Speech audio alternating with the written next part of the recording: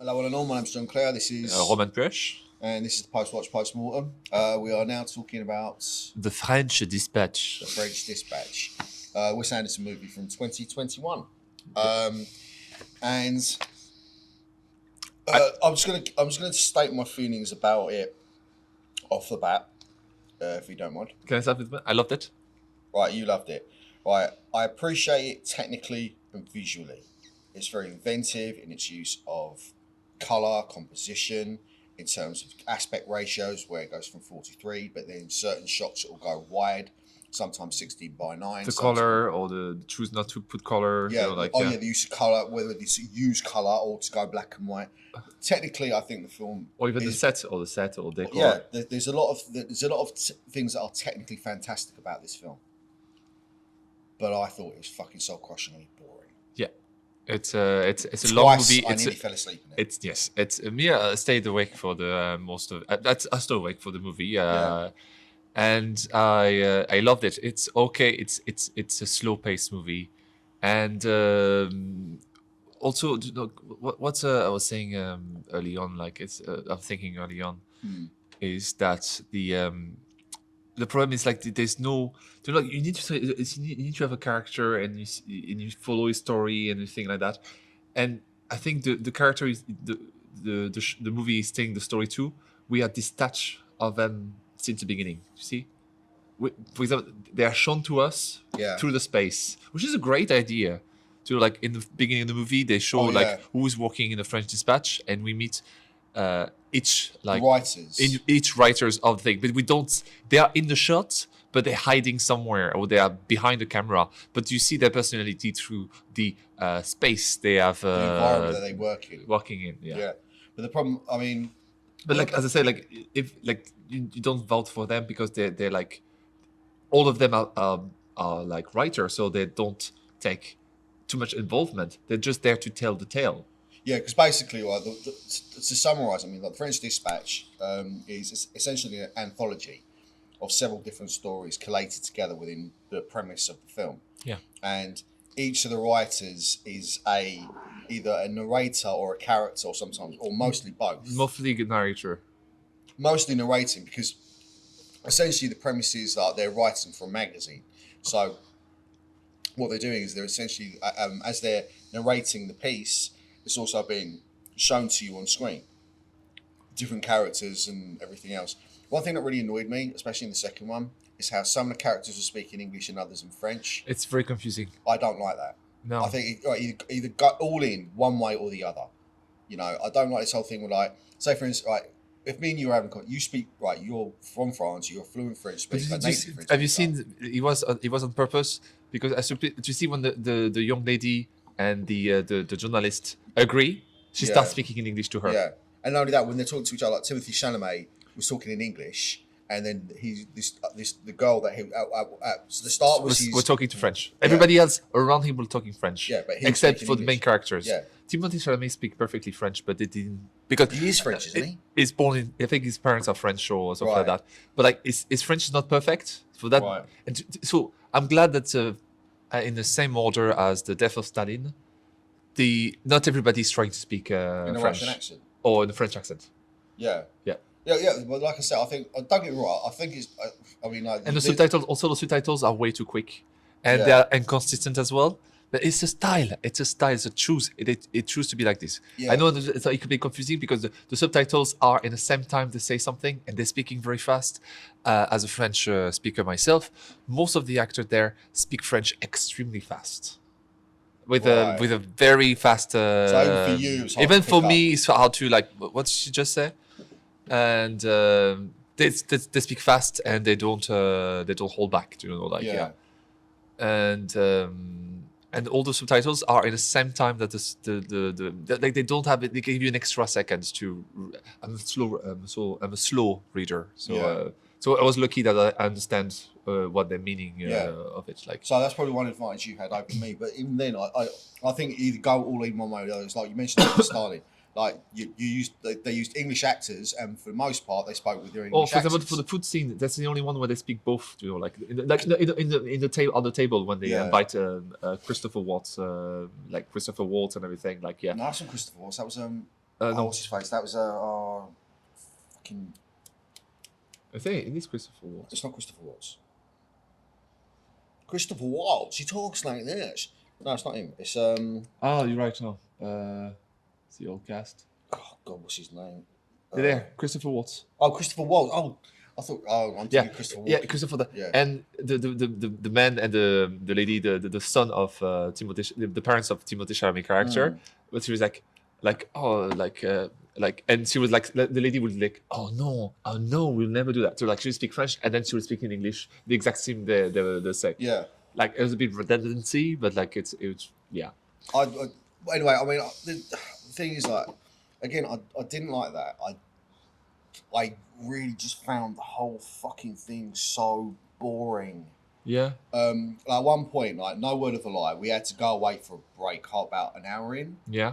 Because I fell asleep. Like no, and we had to, go away for a bike ride, and then come back to it and pick it up from where we left off. And even towards the end of it, I was again falling asleep. And I think the big problem with it, a lot of it is, I think the staginess works against it. The stage? The kind of very deliberate pacing, very deliberate kind of staginess, like it's almost like the composition of the image was more important than anything else, right? The dialogues, the dialogue or the acting or anything else, like the composition of the image was all, and especially with the 4:3 ratio, and. Don't get me wrong. Technically, sometimes the film is beautiful to look at, especially I think in the first anthology story with Owen Wilson's character. I think it's the best one. Yeah, it's the best one. Yeah, there is a real beauty. You can tell there's a lot of beauty in craft. I think it was the one that the most worked on. I think it was it was the piece. Actually, when people talk about that movie, they talk about that part in particular. Okay. Well, I mean, I haven't really. I mean, again, it's a movie I've heard of, but I didn't. Watching aside from very briefly, we watched the trailer for it before we start watching it. Yeah. And the thing is, I mean, it's not like I don't like Wes Anderson movies. I mean, we watched Grand Budapest Hotel. I do like Grand Budapest Hotel. Great. I do like Budapest Hotel, yeah, sorry, that's my fault. Budapest, and I love the Darjeeling Express. I never watched. Apparently, my brother recommended the movie Mr. Fox. Mr. Fox. Fantastic, Mr. Fox. Yeah. Based on the Roald Dahl story. Yeah. But yeah, I mean, but I don't know. I just think, I mean, like some of the composition is very interesting in that. I mean, and again I like how it sometimes like it'll be in 4:3, but in order to kind of like say put some text on the screen or to put another image on the screen, they'll shift it over to the right or to the left. To make it to just change like the feeling, context feeling, yeah. The feeling. For example, like or to make it something bigger. Like for example, if for example that shot when the brotherly like they're like when one of the character is in the prison and all the prisoner like start to riot. I try to explain roughly. It's not what happened, but I try to explain roughly. Yeah, go on. And one of the guys just like check what's going on outside, and when he check. And he's like a mob of a prisoner, like armed to the teeth, like this, saying this, and it went from a square format to wide. You know why they wide? Yeah. To make them like bigger and also to make them like more numbers. Because if they were all clustered into that small square, it wouldn't have looked right. Yeah, that's what I like. I mean, again, like those elements. Also, the wall was doing still the ratio. Yeah, basically, there's two walls on the side. It kept the ratio of the previous image. Oh, the 4:3, but like the 4:3, particularly the black was replaced by concrete wall. Yeah. Yeah. But I mean, there's a lot of imagination. There's a lot of visual flair and imagination in the film. I mean, that is undoubted. And again, craft, real craft. Set, decor, costume. Use of color is fantastic. Yeah. But it's just like, I mean, for me, it's all kind of undermined by the fact that I found it incredibly boring, and the reason, again, the staginess works against it. The way the characters talk works because it's all very stagey. It's all very theatrical. Also, the stories of. I think you mentioned this, especially with the music. There seems to be kind of almost like a monotone thing throughout the whole. It does, irrespective of which story it is. The pace, the music the music in the movie sends the pace. Yeah. And the pace was slow from the get go. Yeah. Some scene will be action, more like faster paced or stuff like that. You know, like Yeah. for the car scene and in cartoon. Or that shootout they did in the last story where like everything kind of breaks down almost like stop motion. Yeah, but the music was still like but it's, like delicate and thing. Like Yeah. there's no like there's no change in pace. There's no like you know. There is change in space. There is like there is, but it doesn't feel like there's a change in pace. Yeah. This is the problem I have with it. Like it doesn't feel like there's a change in pace. For all the visual inventiveness and imagination that is shown, there's no dynamicism within the narratives that are told. It's the pace when you read something. No, disagree. No, disagree. You can get faster. Because like it depends. Like I mean, like to give you an example, I remember I think it was which one? Which was the when you read an article, for example? No, it's not. Yeah, I know. I want to give you an example because you said something about changing pace. So okay, I remember because I remember the first season of Game of Thrones. I remember thinking I heard it was based on the book, and I was like, all right, I want to go read these books, and I read them. I read through the entire series, and I think. Don't hold me to it, but I think it was in not Feast for Crows. Was it Crown for Kings? I'm not sure. I can't remember which one it was.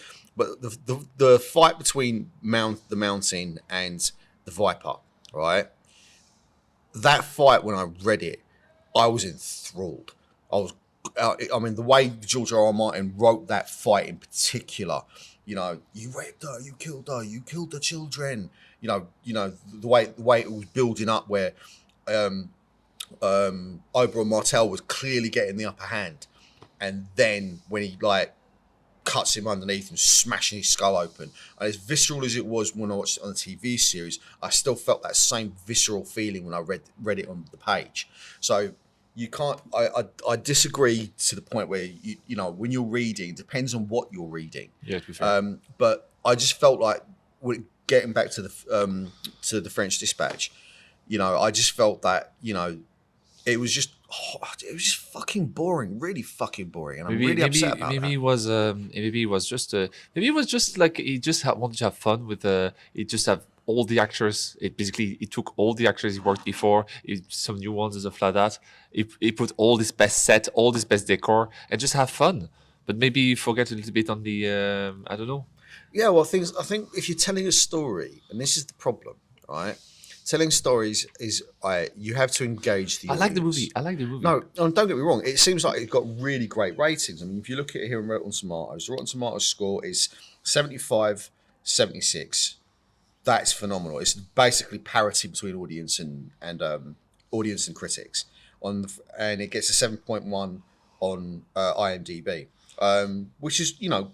It's understandable. It's a beautiful movie. Yeah, it is a fantastic film, but it is a fantastic film in terms of the way it looks and in terms of, you know, all the things I've already mentioned. But I just think it's a boring film. I think it's a movie for people. Struggled with it.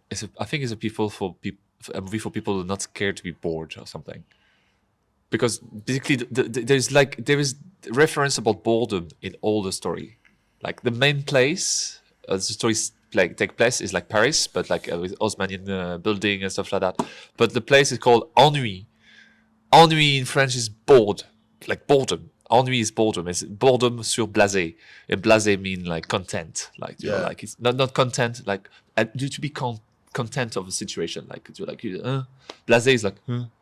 Oh like, yeah. What would you say the same thing in English, yeah. When you blasé. You don't give a fuck. You don't give a shit. Yeah. It's like boredom and blasé. Do you have a word in English for blasé? Blasé. Blasé. Is it all the same word? It's the same word, yeah. But like basically blasé is not like don't give a shit. It's just like I don't care. Yeah, that's what I mean. It's like so the movie is like the movie told you from the beginning. It's set on. It's set on boredom and I don't care. Yeah. So basically, Wes Anderson knew it was going to bore most of the people, and he didn't care. Yeah. Maybe that's the meta thing going on. Like maybe it is. I mean, if that's the case, fair play. But I watched a lot of theatre myself. Yeah. And sometimes theatre could be very boring. True. Yeah, true. Yeah, and But sometimes it can be really engaging. If you, yes, that's true. But like, if you're not into theater, it's hard for people to be in theater. Well, I'll tell you like, what though. last Monday, Right, you need to go to like right. I Some know point, no, no, but Shakespeare no, no, or yeah. But the thing is, right, okay, the Globe Theatre. Like the last time I was there, I went to see. I think it was A Taming of the Shrew, and that was absolutely fucking brilliant. Like being like because we were standing the entire time as well. And you're able also not only that the pub's right in the corner, so you can just literally walk straight to the pub, grab yourself a pint during intermission. But not only that, how what was great about it was there was a lot of like audience interaction as well. Sometimes characters would come through the audience, yeah. or this sort of thing. That's basically, yeah. They interact and stuff like Yeah. that too. Like they're making like There's a great interesting. audience engagement. But there's classic theater who is a bit like treading the boards. yeah. Yeah. And you know what? I see a lot of that in that movie because even with decor set, people are moving, sliding walls, sliding decors, stuff like that. There's even one part when they see the French soldier in the dorm, and it's basically literally on stage. It's literally on stage, and you see all the soldiers like with the light. Yeah, that's right. Yeah. Literally, it's set on the stage. Yeah. Yeah. So, like I said, I mean, don't get me wrong. There's a lot of visual invention. I mean, like the way. I mean, I feel. Do you know what it is? I feel I should have come away loving this film, But you didn't. but I don't. It's sad.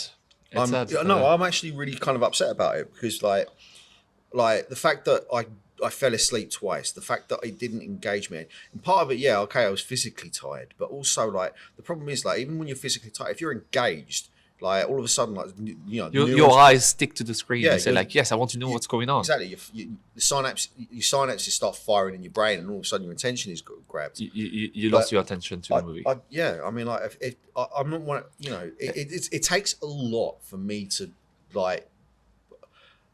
I don't like this film. And Wes Anderson demands a lot of attention. Wes Anderson is like a very attention like to detail and stuff like that. So he asks a lot of the audience. Yeah, you have to pay attention to every shot. You have to pay attention to what's going on. Yeah, the dynamic and stuff like that. And it's the least accessible yeah, of his movie. Yeah, I think that's quite. It's the least one. And you know what? He didn't care. He didn't care. Like, no, fair enough. I mean, at the end of the day, look, you know, I mean, as an artist myself, you know, I appreciate like when it comes to art, irrespective of medium, like the audience will always take away what it's going to take away from the artwork, from what's being, you know, whether it's, and for me, unfortunately, you know, I couldn't, I maintaining attention because initially it was fine. Like I was like captivated by the colors, the decor and stuff like that. The composition of the shots, the choreography, the choreography even. Of just like the choreography of people moving or like moving the set around or whatever else. There was, but like I said, I mean, I'm not going to fault the quality or the quality of the images or the composition or that kind of thing. Like technically it's fantastic and there's a lot of visual invention. Like the end of in the last story, the car chase is all done through animation. You know, there's a lot of very clever things. Old school like Tintin, you know, like old French comic books. Yeah, and because it even says like, I mean, it even says at the start of it when the kidnapping of the kid took place, like how this was told badly in a French comic book. Or it makes a comment on it during the animation, through the narration. Yeah. But I just thought that, I mean, like there's so much there that, you know, I should be coming away from this like singing its praises, but I just don't feel that way. I just feel that you know, I was disengaged. Also, this movie is more about like a thing that really happened. It's like it's a fictional story, but like the sub part is something that really happened. Or do you know like that? Like you were telling me about this. For example, the first one is like it did look like Charles Bronson. Do you know like the story of Charles Bronson? Was it a real character? Charles Bronson's a real person. Okay. For those who don't know, there's a film based on his life, starring Tom Hardy. It's basically about this utter nutcase who's been in the British penal system for the last 20 plus years. He went in, I can't remember what he went in for. It was something innocuous, but he keeps like getting into fights and getting into solitary confinement. Yeah. And in a strange sort of way, he's become a celebrity in the UK. I see this like And this. legally changed his name to Charles Bronson because he loved Charles Bronson. Okay, and you so I see a bit of this character in that short, but also Yeah. I see a little bit of Picasso. Or do you like all those modern artists or stuff like that? Yeah. You know, like it was maybe a critique about modern art. Maybe, And you yeah. like when the guy come back, we was in prison for like a fraud and stuff like that, Yeah. and he saw all the prisoner like art. It's like, oh, I need to talk to that man, and stuff like that. Yeah. And then when Adrian Brody's character. Andrew Brody's character, and when he's when he was released from prison, he goes to his uncle like said like let's stop with the painting of apples, the landscapes, the landscape, the old tapestry, and the armor set. We're gonna do modern art. You know, like it is like I don't understand. That's normal. You don't understand. You're like it's a critique of like it's not a critique. It was just like. There's an observation on it. It's observation, and maybe what happened is maybe its take on like how did it evolve? Like the art become like marketing before you get an expression. Well, like, to be honest, to a degree, I mean, art has always been used in marketing and propaganda and everything. And else. also money laundering or like. Yeah. I mean, like, you go back to like the Soviet constructivists, or if you look at a lot of jewelry. Yeah, jewelry. It's an art, but it's mostly like jewelry is like it's a piece of art, but it's mostly like banks or like say it's it's a store of wealth. It's all of wealth, and So art has always been part of wealth, but it shouldn't be. Well, no, I mean, I'm firmly of the belief art should be as accessible to as many people as possible. I mean, I'm lucky enough to be brought up in London. All the major galleries are free. You can just walk in, like the National Gallery, walk in. The Tate, walk in. The Tate Great Britain, walk in. The National Portrait Gallery, walk in. Yeah, walk in. You already pay your taxes. Yeah, it's owned by the people, so therefore it's accessible for the people. You pay for them because in your taxes. Yeah. Like for instance, if the British government spends 80 million on a Titian or a Leonardo or whatever, or a Cézanne or whatever, once it's bought, it's up there for everyone to have a look at. And I think that's probably one of the wonderful things about London. Unfortunately, like not everywhere. I've been to the Louvre. Unfortunately, that isn't free to get into. Although I really should have gone to the Met in New York. But I thought that was more of a photography trip than an art trip for me personally. Unfortunately, but you still have to pay to get into galleries in New York. But the thing is, like, I mean, art should be accessible to everybody. I feel. But in terms of if we go back to the French Dispatch anyway. But the story. Let's talk about chapter the first chapter. Right, like go with the first chapter. about art. We say there with the character of what's his name? Wilson. Adrian Brody. No, the artist. What's his name again? It was in Sicario. Oh, I know you're talking about that. Benicio del Toro. Benicio del Toro, like a great performance. Everybody's great. I'm sorry, everybody's like acting is perfect. Maybe some of the French actors because they're like playing overly French, and for me it doesn't work for me. It's just like they're just overly playing French right now, exaggerating. But it's a thing. Sometimes you have to exaggerate a little bit. But I know how French people sound like, and seeing that, sometimes we don't sound like that, like. Yeah, but it's like it's what you think we sound. Yeah, it's the same in the UK. Like, I mean, up until recently, I'd say Game of Thrones, funny enough, was what kind of changed that.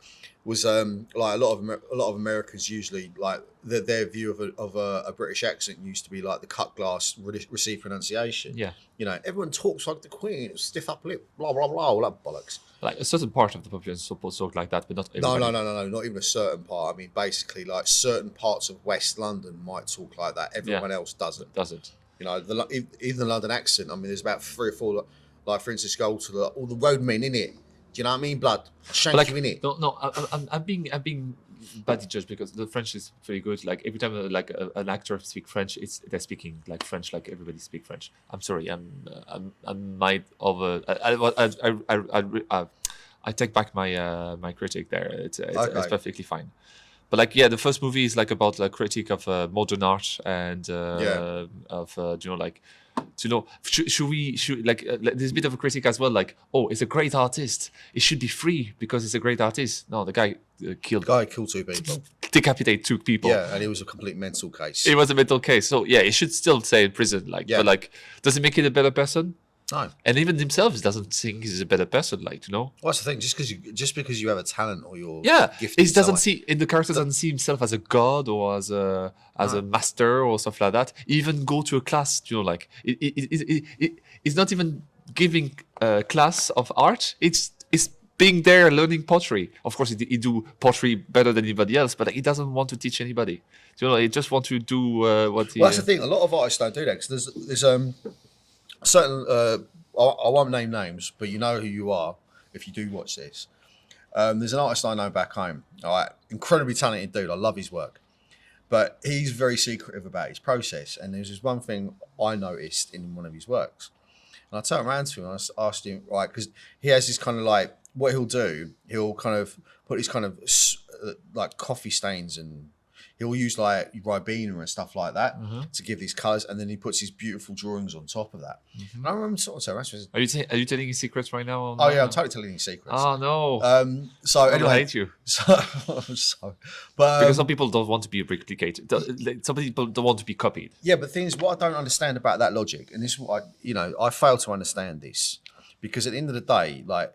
Even though I know that he uses like various, like there's another artist I know, Carl Griffiths, who does something very similar, but he uses vodka and spirits to do a similar sort of thing with backgrounds. Like you can achieve the same result with different technique. Yeah, but the thing is, I don't understand this kind of like, I have to keep it secret. Yeah, I don't. Like a chef will keep like a secret recipe. Yeah, but why do that though? And because at the end of the day, what's going to end up happening, even if you reveal how you do something, like. That unless they're trying to actively forge your work, what's going to end up happening is like they'll do something a bit different with it. No, they just add their touch to it, and make something new. Yeah, it's something for art. Sometimes if you like an artist and you try to emulate his work, that's a compliment. It's a compliment, first of all. Yeah, massive compliment. And then you go out of that. You go past that. So you go past that and make your own thing out of the thing that you learn from that character. So at the end, it never end up being a copy of a thing. Do you know? Yeah, see, I don't understand. I mean, that kind of like logic really kind of fails me, to be quite honest, because, like I said, if like the way you learn initially is through imitation, and then once you develop your craft, then you express. That's kind of the natural logic of creating. First you imitate, and then you take it and you go your own way with it. If you like, for instance, like if you use camera obscura, for instance, like Caravaggio was known to use camera obscura, but it's also like the first artist remind me of Caravaggio as well. Who? Because you say he was very violent, like he was a psychopath. Guillermo del Toro, Benicio del Toro. Benicio del Toro. At some point in the movie, that's Caravaggio. It's kind of a Caravaggio character, like you're right. He's like mad, so like violent lunatic. If he doesn't like you, he's gonna rip your head off, like. Saying that though, I mean, there's a book written by I can't remember his name, Andrew something. Fuck it, but it's called the book itself is called Caravaggio: A Life Sacred and Profane. It's a brilliant book about his life, but it's like it's like a historical recreation. It documents his life, and leaves you to kind of. It's not really. It's about his art, but it's also about him as a person. Like he was known. He raped women. He fucking murdered people in Rome, which is why he had to flee. Then I think he went to. I think it was Florence, and fucking murdered someone there, and ended up fleeing to the Knights Templar in Malta for fucking. And they ended up kicking him out because he owed them a load of money. It was another time. It was another time, definitely. This is Renaissance Italy we're talking about. But the guy was a complete fucking lunatic. Yeah, he was. Total fucking lunatic. But that's what but does that necessarily make, does that necessarily make his art any less important? No. Same for the character, like the character of Benicio in the movie, like it's a great artist, like stuff like that. Does he need to be released from his psychiatric prison? No. And himself, he doesn't want to. Yeah, he almost wished to die because it was a beautiful. Some of the lines are beautiful. I'm sorry, it is a beautiful movie, but like anyway, while he was drinking mouthwash. I never said it wasn't beautiful. I just thought it was boring. But like why he was drinking mouthwash? Like he said, like he wishes to. Yeah, because he wanted to poison himself. Yeah, he wishes he was wishing to die. Like, Yeah, he wanted to die before he was released. yeah. That's what he wanted to do. But yeah, I think, yeah, this is my big problem with the film. Yeah, it is boring. I'm sorry, but it is boring. But you're frustrated that you didn't like it. I can't like look. I like I love the Grand Budapest Hotel. I think it's a great film. I quite like the Epic of Buster Scrubs. I thought that was quite a funny, amusing story. Like again, very visually inventive. No, that's the Coen brothers. Was it? Yeah, it was the Coen brothers. Oh fuck. Yeah, it was the Coens. Okay, then scrub that. Like, Pun intended. Like, you only see the Grand Budapest and you see the French Dispatch of. Okay, so those are the two films. Okay. Right, so as a point of contrast, Grand Budapest Hotel I really enjoyed. Right, we watched that together. But Great the film. pace is fast. Even the music is faster. That's the pace of Grand Budapest Hotel. Like This one. and the music on this one is like dun dun dun dun dun dun dun dun. Like do like it's a ballad, but like of course there is some quicker pace or stuff like that, and of course in Grand Budapest Hotel there is like slower pace as well. Yeah. But everything go fast in Budapest. Everybody walk fast. Everybody like the go thing, through the thing is with storytelling or any kind of any like adept storytelling, like there's changes in the pace. Like a musical don't have like it's never full on Yeah. tempo, high tempo. Sometimes like there's a break on the song, like like there's a break on the music and stuff like that. And also like if you listen to an album, like I don't know, what would be a great album for me to use as an example? Probably like I'm thinking Radiohead, like OK Computer. yeah. Like Paranoid Android is this big long epic tune that goes on for about 9 fucking minutes, and then you've got like one of my favourite Radiohead tunes, Electioneering, that's like 2 minutes long. And it's really punchy and aggressive song. Quick and like yeah. So throughout the entire album of OK Computer, there's these different like the songs kind of like they all take different pitches, different like some of them go on for a long time. Some are a bit more sweeping and epic in scale, and like I said with Electioneering, a lot punchy and a lot more aggressive. So, do you think it was a problem with that movie? There was no change in pace. For me, it didn't feel like it. Yeah, it didn't feel. I didn't feel there was a change in pace. I didn't feel it was very. Even though visual. I say, let me come. Don't worry, you'll have your say. Okay. Like there's no. I just didn't feel like there was a change in pace. There was no dynamicism in there. All the stories were told at exactly the same pace in this strange kind of monotone level. I just had trouble with it. I had trouble engaging with it. There is like changing in pace in the movie, but a micro changing in pace because it's just for a shot, or it's just for like the cartoon is a changing of pace. Yeah. By which time I've tuned out. Even the riot thing is like it's even like if it's a beautiful shot. It's a beautiful shot, but like it's slow as well. People are like it, like the fireworks, the tear gases for that, but people are still like you should go with her or stuff like that. Like even though it's a war scene in front of them, it's still slow and stuff like that. And even like when they're escaping on the mob, it's like this. Like it's also like a dreamlike sequence. Yes. Do you know what I mean? But that's part of the. I want to talk about this part as well later on. But like But yeah, there's a problem of a pace, and the pace is like very slow and deliberate, like a play. It is like a play, like a set decor and stuff like that. But yeah, the one with Benicio is one of my favorite one, I think. And it's probably out of all of them, it's probably the strongest. Yeah, the main one. Yeah, I'd say it's the strongest one. But and also, it made me realize that also I'd say it's the main one. It's probably the longest. It's the one. It's the longest one. Yeah, it's the longest one, but. I mean, I don't know. I mean, even then, man. I mean, like, I'll take your point. It's probably the strongest of the series of stories that's told within the film. But I don't know. I mean, like I said, I had trouble engaging with it. I had trouble engaging with the characters because most of the characters, aside from probably like Adrian Brody, in his role as kind of like the kind of scumbag art dealer. Oh yeah. He played the same. He played the same guy in the Grand Budapest.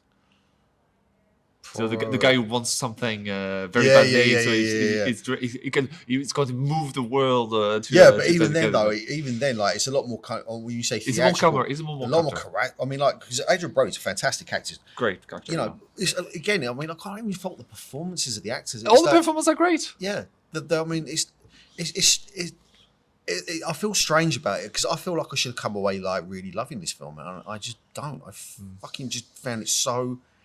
This is the biggest problem I have with this film. It did not engage me. Yeah. Right, and because it didn't engage me, I found it boring. And because I found it boring, in spite of everything else, I compliment the film on. Again, like visually, fantastic. Acting, perfect. Acting, fantastic. Great cast. Set.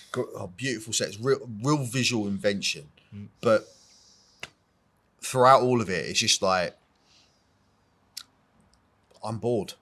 I'm like twice. I'm fighting to stay awake throughout this film. You know, and you know if I'm doing that, then I'm sorry. It's the fault of the film. It's not. You know, it's. You know, you're not engaging me. You know, my body is actively shutting down. This is like a cure for narcolepsy. Not narcolepsy. That's a bit No, mean. no, Like, no. It's not a cure for. Sorry. Let me rephrase that. It's not a cure for narcolepsy. It is a. You know, it instills narcolepsy. It makes me feel tired and bored. I think that's the style he was trying to emulate. Those old French movies or those old movies were the same pace. I saw those movies. I know those movies. You probably don't for that. And yeah, or theater like or stuff like it. I don't know. Maybe he did this on purpose. I think. Maybe he did, and if he did, it worked. To your detriment. I'm sorry. I mean, you know, I just think, you know, especially when it comes to cinema, like. Yeah, some films can be pretentious. Like Ad Astra, you could argue, yeah, Ad Astra's a bit pretentious. Yeah. Nolan movie sometimes a bit pretentious. Yeah, Nolan movie, especially like also like do you like those movies that Interstellar. Those movies that basically the director is like look, basically the director said yeah, it's a slow paced movie and it's not like it's a bit boring, but like if you don't like it, it's your fault. It's like Nolan saying, like, yeah, if you don't watching my movie in fucking IMAX cinema and you don't understand any of the dialogue and Tenet, like, Tenet sucks. Tenet sucks. You know what? You should have watched it in a better cinema. Yeah, no, and that's bullshit. I think it's a bit bullshit. You know, because at the end of the day, you don't make a movie for you. You make a movie for an audience. Well, no, you can make a movie for you, but you've got to bear in mind, like, especially when it comes to something like cinema. Or any kind of artwork. It's a service. I mean, you're serving. What you're doing. I mean, I hate to say this, but what you're doing is you're creating a product. That's what you're doing, and it's a service. It's a service as well. They pay you to. You pay to go to watch the movie. Yeah. So it's you make that movie, and it's like a chef. You serve. You pay to serve. That's we come back to the movie we reviewed last time. Is the menu. Great film. The only thing for that I think it's an analogy about cinema, but their goal is to serve. Their goal is to give something. Yes. The problem is if what you give is not appealing, nobody's going to buy it. Yeah, and the thing is, like, in saying that. You look at the Rotten Tomato scores; they're near enough identical. It's beautiful because it's beautiful. No, it is beautiful. I mean, I'm not gonna turn around and say, you know, in a facetious way, oh, it is shite. It wasn't. It's not shite. You can tell that there's a lot of craft and like I said, a lot of craft, a lot of visual invention, a lot of, you know, there's so many things to commend the film, but. You know, if I'm struggling to stay awake, if I'm struggling to engage, my brain is switching off, if I would rather be asleep than sitting down and watching your film, sorry, your fault, not mine. I think it's still not you as in you, but you know what I mean, like the people who are making the films, not you, the audience watching this. If this was the intended purpose. Look, if it was the intended purpose, bravo, well done, but fuck you as well. You played with me. Exactly. I'm sorry. Fuck off. I mean, like, you know, I mean, the fact that you speak French as well kind of helps with the spotting the ennui sur blasé thing. Sur blasé. Yeah. Because like, Yeah, it's like ennui It's boredom. yeah, ennui. Oh yeah, so boredom on top of not giving a fuck. Like, all right, and great, well done, congratulations, you smart ass. But sorry, Wes. I mean, I found your film incredibly boring. Like, for all the work and amazing, like, for all the things that did work within that movie, the fact that the narrative didn't hold my attention, the fact that in spite of having like different stories, in spite of it being put together as an anthology where different characters are, like, for instance, what's his name? Hold on a second. The guy was in Timothée Chalamet? not Timothy Chalamet. What's his name? The one who is talking about the chef. Jeffrey Wright. Show me. Jeffrey Wright, that dude there. Yes, the one with the chef. Yeah. Yeah. Like, that guy's a great actor. I've seen. What was it? I saw him in. He did a lot of voices for like like Marvel. I think he was the Watcher. Yeah, that's right. Yeah, I recognize his voice. Is a very distinctive. The thing is, like, the guy's a great actor, but the thing is, like, he tells the entire thing in his fucking monotone narration.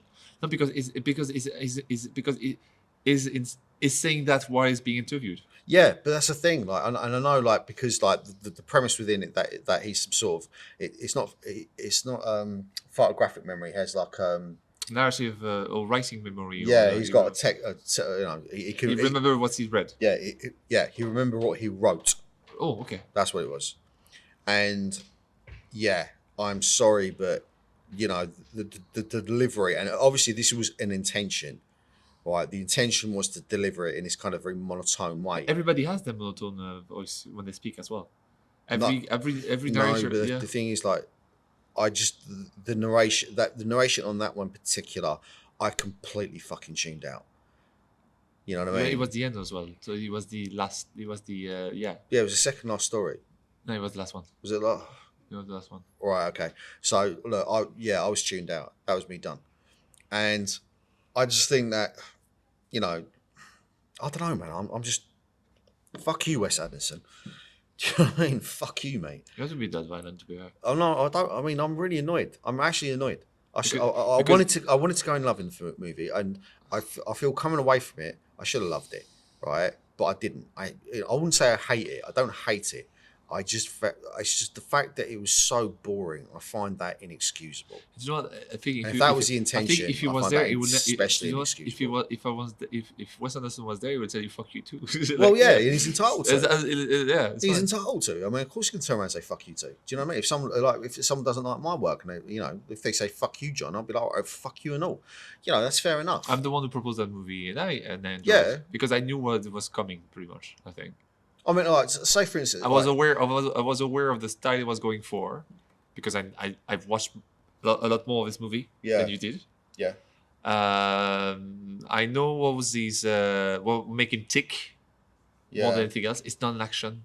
It's not an action player. It's not a. It's still very theatrical and very thing. And I was interested because I knew the subtext of some of the story, for example, May '68, or part of the French history and stuff. So it's a bit of a francophile. It's totally a francophile. Right. Those references are like extremely French. Like we're talking about references that happened like in the '60s, in France in the '60s. Like this old movie set like in the kind of '60s, era, thing. And there's that part when the kids and the chef is like late 40s, like late 40s after World War, which is funny as well because after World War, all the gendarmes and the police have machine gun. Basically, it was like they're overly armed to the teeth, and and you see like the thing with the French like. It feels funny because like those kids are doing like protesting because they wanted to get into the girls' dorm, like. But that's actually what happened. That's what started. It's what makes you funny. It's all those rich kids who did that started the revolution thing, that thing like going on. Yeah. They're all part of the government now. All those kids that were doing this, they're the one who rule France right now.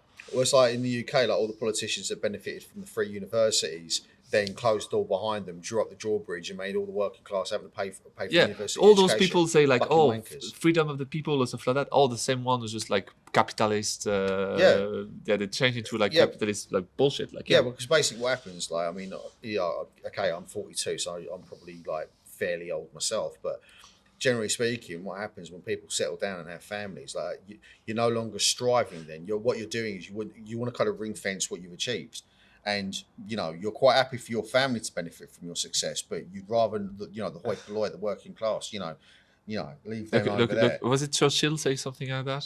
If you're 20, Churchill said, if you're not a liberal in your if you're not a liberal when you're young, 20, yeah. you've got no heart.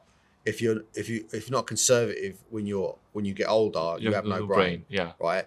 Churchill, fuck you too.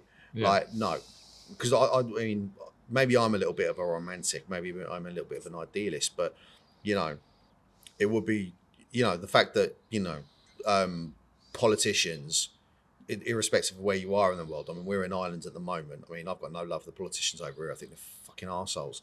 But the same about American politicians, French politicians. I think Macron's a dick.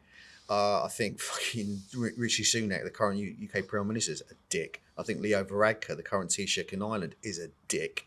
And I think Joe Biden is a useless, fucking forgetful. I mean, if he was going to be president, he should be president about fucking 15, 20 years ago when he was somewhat compos mentis. So, I mean, I've got no love for politicians in general. Me either, no. I'm not, I have no love for politics. Yeah, that's true, yeah. So, yeah, I mean, I'm a little bit of an idealist. So the thing is, like, there's so many things, there's so much about this film that should have appealed to me. Yeah, I know, yeah. Especially I thought you would have enjoyed it. I'm sorry about that. No. I mean, I thought I was going to enjoy it as well. I mean, I think we both. I did. I did. I think I felt it a bit long.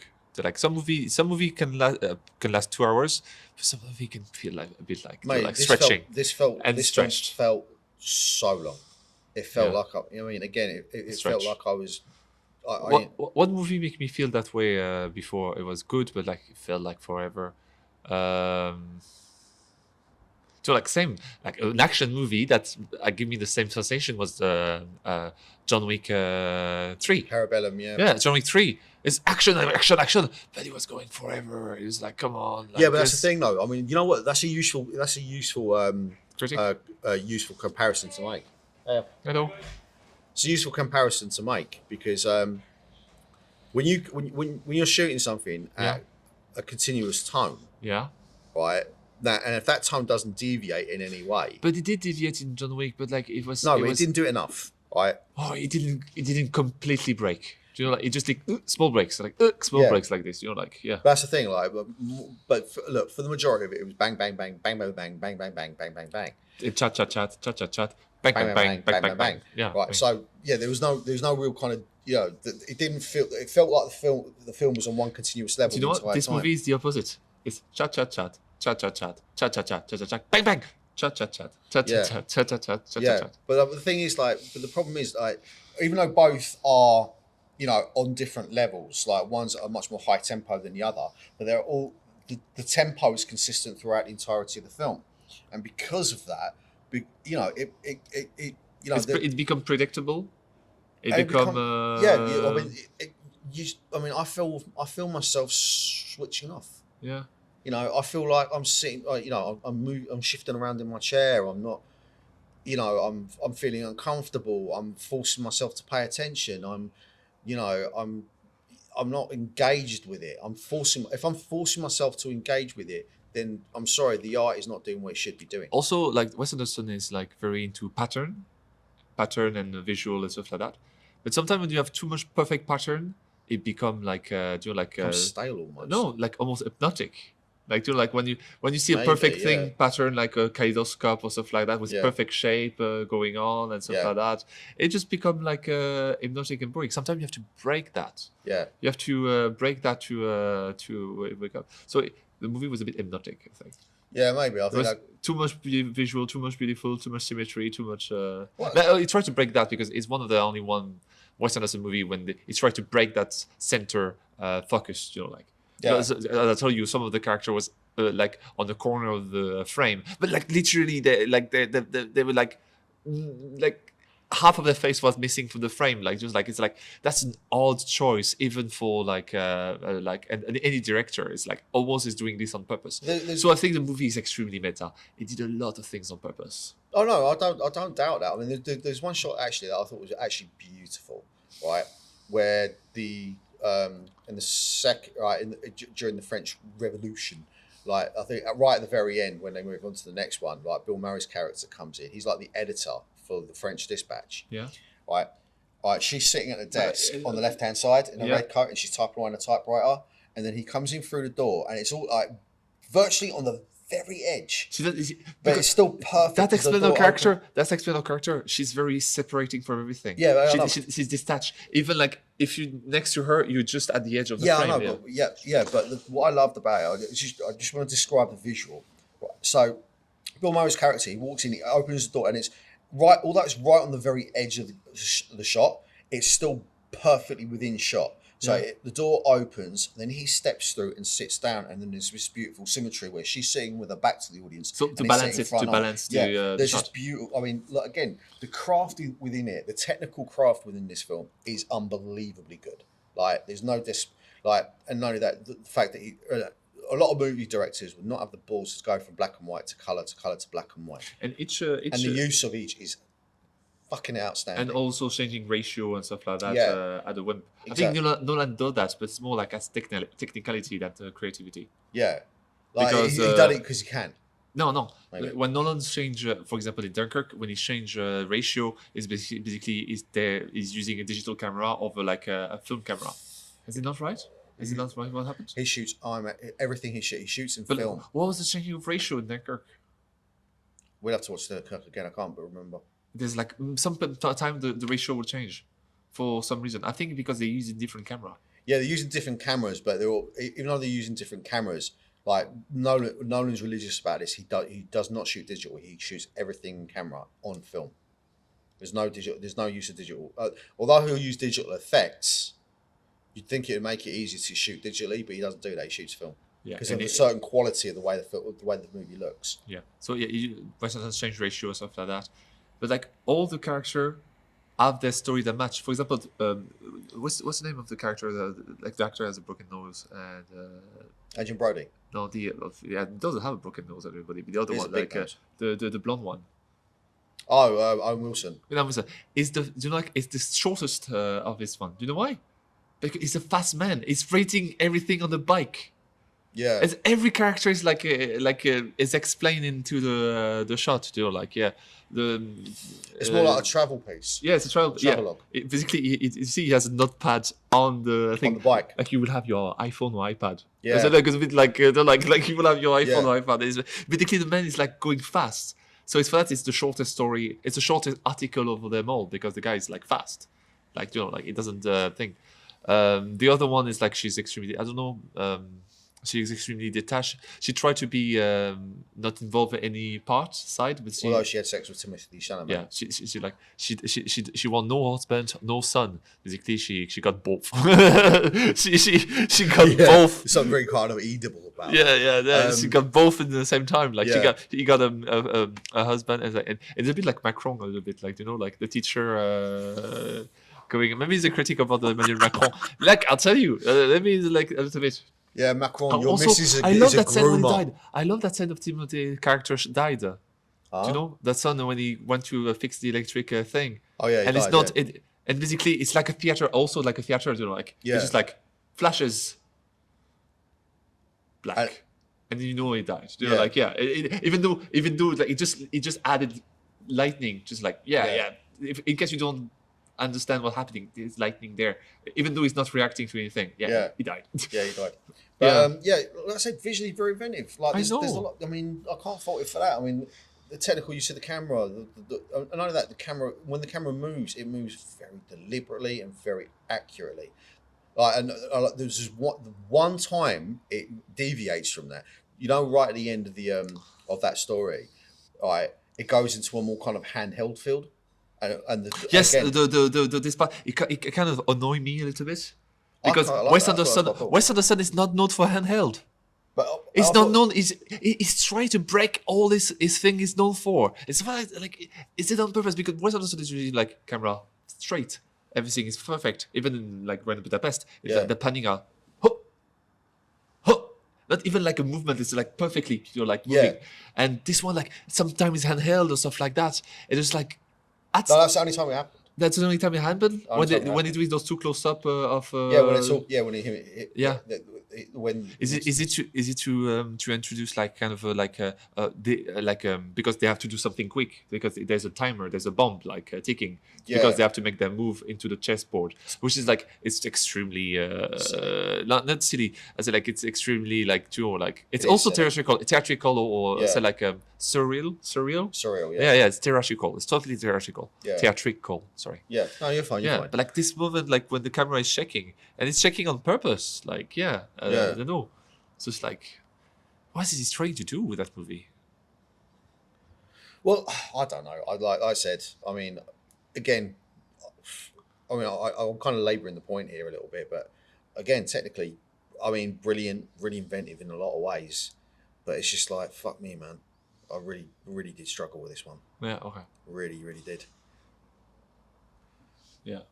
I mean, like, okay, look, you know what would be an interesting counterpoint? Like, if we were going to rate this movie, I mean, you know, the way, I mean, I know we were talking about like tier lists, we can probably do that at some point, but I try to rate more or less in a kind of scope. I don't like to give a specific number. Yeah, me too. No, Because, I don't know. I just like for it's example, a little bit too arbitrary. I like to say like I like it, I enjoyed it, or do like stuff like that. This one I liked it. You know, I liked it. Like I said, I really appreciate the visual Do craft. you know what you appreciate The it? craft. But, yeah, I appreciate it, but I don't like it. No. I think it's It's like somebody give you a gift. You're like it's they're like it's like it's a beautiful gift, but you're not going to do anything about it. Yeah, exactly. It's not going to give you anything. It's beautiful. Yeah, it's like someone gave me a guitar and be like, what am I going to do with A this? beautiful guitar. Somebody give you a beautiful guitar. Like it's like I'm not a guitarist. What am I going to do with it? Do you know what I mean? I want you to learn guitar. Yeah. No, I think I don't know. I don't know if that's a good analogy, but it's just like no, it's not that good. No. maybe I can't really think of an analogy that'd be more apt for it. But it's probably the nearest thing we're going to get to at this stage of the podcast. But I just wish I enjoyed it more. Yeah. You know, part of me feels quite sad that I didn't enjoy it at all because I didn't. Do you feel frustrated? I feel frustrated. I was bored by it, and that I don't like. I don't like coming away from a piece of entertainment not feeling entertained. Yeah. You know, So you feel like on your stomach. You feel like you wait for your dishes forever, even though it was or do you know like is that maybe I don't know. I mean, I try to find an analogy for that, but like you know, we may find one. I don't know, but yeah, in terms of how I feel personally about this movie, you should watch a review like of the guy you like. What's his name? The one with the leather jacket, like Jeremy very good Jahns. review. Yeah, very good. Jeremy review. Jahns, he's very class. good review for the movie. Yeah, I'll be interested to find out what he thinks of it. But yeah, I just came away feeling really bored, Sad. and I feel sad about it. Just don't feel it wasn't entertaining. It's where the place is set. It's board. Yeah. Board on Blaz. Yeah. Anyway, should we this up? We said pretty much anything. I think I've said everything I can say about it personally. Beautiful movie. Oh, no, not for everybody. Not for everybody. Okay. Literally not for everybody. Not for everybody. Okay, so look, just to round this out, right? If you were going to score it, you don't have to give it an exact number. All right, if I'm going to give it, let me give mine first, and then I want to hear yours. Right? If I was going to score this, I would score this probably. Good could be better. No, I wouldn't even do that. I'm sorry. I mean, while I appreciate the visual craft in it and everything else, like I said, I came away from a piece of entertainment not feeling entertained. So I'm sorry, but I'd probably give this like high fours, low fives. Low five. Yeah, it's like that's honest. That's honest. Mm-hmm. I'll give it a 7 or 7.5. You know, so not an 8, but like it's so like 7 to 7.5. You know, like okay. So like that's fair. It's for, like you hear me talking about it. That's it to match my what I'm saying about the movie. Like yeah, I'd say so. And yours match what you're saying. Like you're like it's middle. but like you Below, you didn't feel like you there's something that you like, there's something you dislike about it, Yeah. and it just make you stay in that like Yeah. like I can't. You know, I don't feel that. you're blasé about the movie. Do you know what? Fuck yeah. You're blasé. I'm blasé about this. Do you know what I mean? I can quite happily never watch this film again. Yeah, you're blasé. Unfortunately. Okay, that's it then. So anyway, thank you for taking the time for watching our podcast. My name has been John Clare. I've been Romain Puech. And this has been the Post Watch Post Mortem. And we'll see you next time. Au revoir.